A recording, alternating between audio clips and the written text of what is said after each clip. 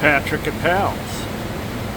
Well, we've got the 55 Fairlane back in the air, and we've got leaking wheel cylinders on two of the wheels. So we'll replace those wheel cylinders.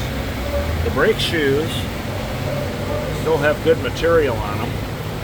We'll clean everything up, lubricate it, replace the wheel cylinders, flush the brake fluid, and we'll have good stopping for this car.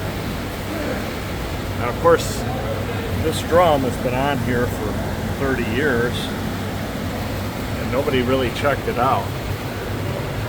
One of the first things you need to do when you get a car like this home is pull apart the brakes and see what you got. If you look in here in the drive shaft, you can see new U-joints. Everything is fine there. The car's got a lot of new parts on it, and these parts were new 30 years ago. If you've got a Crown Victoria and you want the brakes to stop correctly, bring it to Pals. See you soon.